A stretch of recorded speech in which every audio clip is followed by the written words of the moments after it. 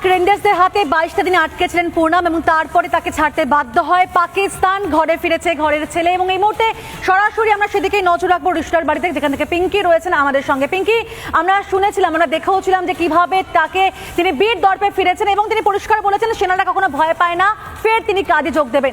এই মুহূর্তে তুমি সেখানে রয়েছো, একবার শুনতে চাইবো তার কথা।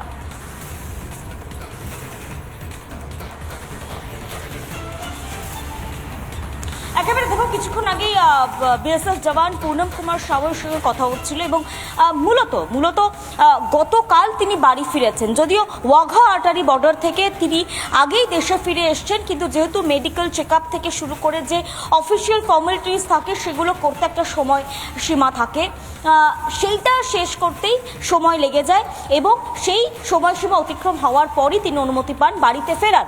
ইতিমধ্যে মেডিকেল চেক আপ হয়েছে, তাকে ফিজিক্যাল টর্চারের কোনো সাইন নেই।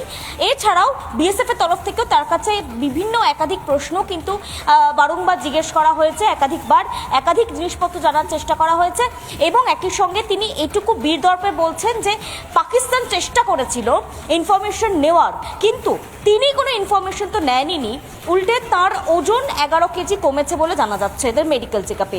কিন্তু এই সবের পরও তিনি এই মুহূর্তে কিছুটা হলেও আশ্বস্ত। তিনি জানাচ্ছেন তিনি বাড়ি ফিরে এসছেন। একদিকে ভারত সরকার বিএসএফ থেকে যে চেষ্টা করা হয়েছে এবং তার ফলেই তারা ধন্যবাদ জ্ঞাপন করছেন। কি বলছেন পূর্ণম কুমার সাউ যখন বাড়ি ফিরলেন, তিনি কি জানাচ্ছেন ইন্টারভিউতে রিপাবলিক বাংলায়, সরাসরি দেখুন। দীর্ঘ 20 দিন পর বাড়ির ছেলে বাড়ি ফিরল। আমি কথা বলছি পূর্ণম কুমার সাউয়ের। পাকিস্তানি সেনার কার্যত তাকে অপহরণ করে রেখেছিল, কিন্তু বীর সেনা এবং ভারতের সরকার তাই সেই বীর সেনাকে ঘরে ফিরিয়েছে এবং মায়ের ছেলে মায়ের কোলে ফিরেছে। 20টা দিন লড়াই করে কেটেছে। আজকের পূর্ণম কুমার সাউ ফিরে এসেছেন, আজকে বসে রয়েছেন তিনি আমাদের সামনে। পূর্ণমজি, এই 20টা দিন কিভাবে কাটলো আপনার? কি ঘটেছিল? আপনি ওখানে আটকে পড়লেন কিভাবে? এটা তো আমি বলতে পারবো না, কেন এখন মাইন্ডটা আমার ডিস্টার্ব চলছে। যেরকম কাটলো, একটু ভয়ে কাটলো, তারপর হিম্মত রেখেছিলাম কি বাড়ি আসতে পারবো কি না আসতে পারবো, লেকিন দেশবাসীর জন্যে সবারই প্রে করেছিল, যার জন্য আমি মা বাবাকে সঙ্গে থাকে এখন বসে আছি। অপারেশন সিঁদুরের তো সেই সময় খবর পেয়েছিলেন কিছু? সেই সময় কোনো খবর পৌঁছেছিল আপনার কাছে?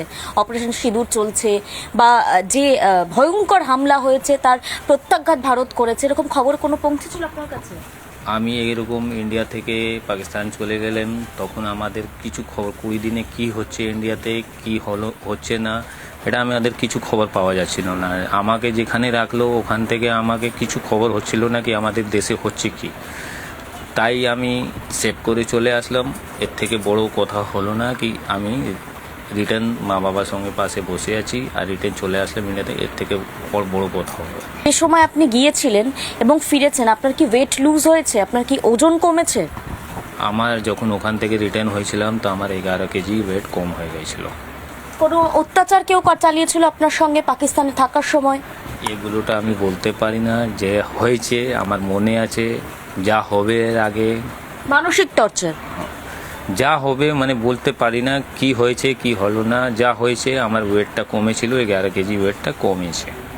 পূর্ণমজি, এর আগে এরকম কখনো ঘটনার সামনাসামনি হয়েছেন? এর আগে এরকম কখনো পাকিস্তানি সেনার হাতে আপনার ইউনিটের কেউ ফেসেছে বা আগে এরকম কোনো খবর পেয়েছেন, কখনো শুনেছেন বা তারা ফিরে এসছে, এরকম আপনার কেরিয়ারে কিছু মনে পড়ে? এর আগে আমার অভিনন্দন সিং যে ছিল ও ফেসেছিলেন, তারপর আমাদের সার্ভিসে কখনো আমার এরকম সবসময় ঘটনা হয়নি।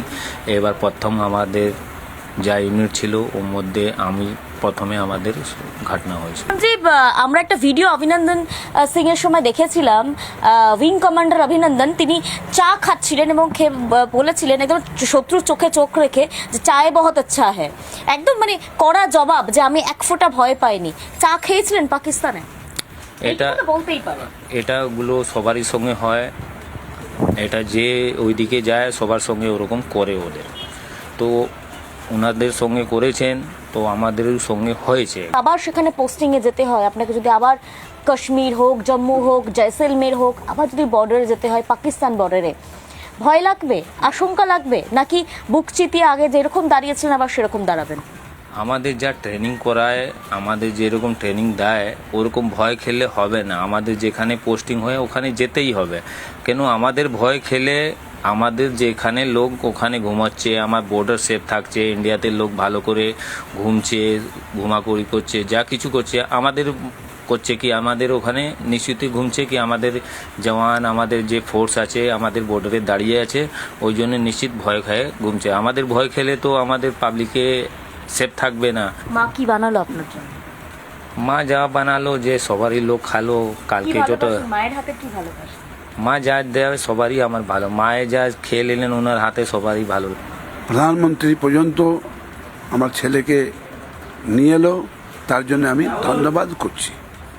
একদম 20টি দিনের লড়াই সোজা ছিল না, একেবারেই সোজা ছিল না পরিবারের জন্য, এমনকি পূর্ণামের জন্য। পূর্ণাম কুমার সাউ অবশেষে বাড়ি ফিরেছেন, জওয়ান বাড়ি ফিরেছেন। আবারও যদি একই রকম পরিস্থিতি হয়, যুদ্ধ পরিস্থিতি হয়, তাহলে পূর্ণাম তিনি বুক চিতিয়ে লড়াই করার জন্য প্রস্তুত বর্ডারে। ক্যামেরায় অমিতের সঙ্গে পিঙ্কি, রিপাবলিক বাংলা। তিনটে সপ্তাহ তিনি কাটালেন পাকিস্তানে এবং তারপর কার্যত 1 মাস পর বাড়ি ফিরলেন। ভারতে ফেরার 9 দিন পর তিনি বাড়িতে ফিরে এসেছেন এবং আজকে তিনি পরিবারের সঙ্গেই ফিরাবেন। আপাতত বিশ্রাম, এরপর আবারও তাকে ডিউটিতে ফিরতে হবে, তার নিজস্ব কর্মস্থলে ফিরতে হবে। এবং সব মিলিয়ে বলা যেতে পারে একদিকে যখন উৎসব মুখর যখন গোটা রিশরা, পাশাপাশি একই সঙ্গে এই জওয়ান জানাচ্ছেন যে আগামীতে যদি আবারও যুদ্ধ পরিস্থিতি তৈরি হয়, বিএসএফ জওয়ান হিসেবে তার যে ভূমিকা তাকে যদি পালন করতে বর্ডারে যেতে হয়, তিনি আবারও বুক চিতিয়ে সেই জায়গায় যাবেন। একেবারে এটা ঠিক তাই। ধন্যবাদ তোমাকে পিঙ্কি। অর্থাৎ এত বড় বিপদের পরও নিজের কর্তব্যে অনড় রয়েছেন তিনি। নানা ধরনের কন্টেন্ট দেখার জন্য লাইক করুন, শেয়ার করুন আমাদের ফেসবুক পেজ, সাবস্ক্রাইব করুন আমাদের ইউটিউব চ্যানেল। পাশাপাশি অন্যান্য ব্রেকিং নিউজের জন্য অবশ্যই চোখ রাখুন রিপাবলিক বাংলায়।